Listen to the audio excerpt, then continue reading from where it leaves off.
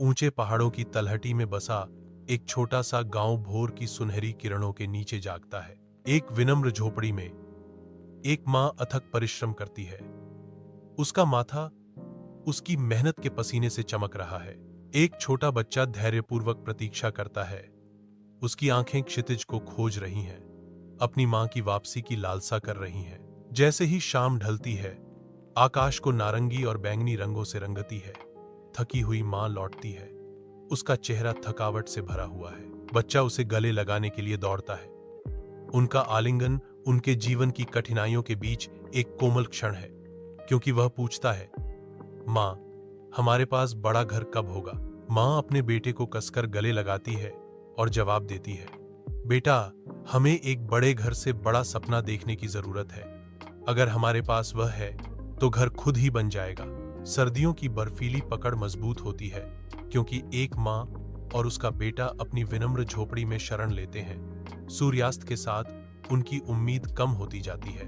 प्यार के निस्वार्थ कार्य में मां अपने बेटे पर अपना एकमात्र कंबल धीरे से डालती है।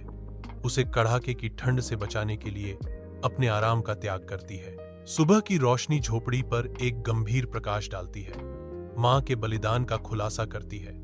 उसके हाथ और पैर ठंडे हैं, रात की लगातार ठंड के निशान हैं। फिर भी जब वह अपने बेटे की शांत मुस्कान पर देखती है तो उसके दिल से एक गहरा गर्मजोशी निकलती है, जो एक मां के असीम प्रेम की गहराई का प्रमाण है। गांव में एक नया स्कूल खुलता है, जो आशा और अवसर का प्रतीक है। एक मां त्याग करती है, किताबें खरीदने के लिए सब्जियां बेचती है, अपने बच्चे की उभरती बुद्धि का पोषण करती है। बच्चा अब अपनी किताबों में मग्न होकर अपने नए ज्ञान को साझा करता है। हर दिन अपनी मां को नए शब्द सिखाता है। वर्षों बाद बच्चा अब एक शिक्षक अपने गांव के सामने खड़ा है, जो परिवर्तन और प्रगति का प्रतीक है। वह अपनी मां के प्यार का बदला चुकाता है, उनके घर का नवीनीकरण करता है, इसे उनके साझा सपनों का एक मजबूत प्रमाण बनाता है। मां कहती हैं, देखो बेटा, मैंने तुमसे कहा था, अगर एक बड़ा सपना है तो घर खुद ही बन जाएगा।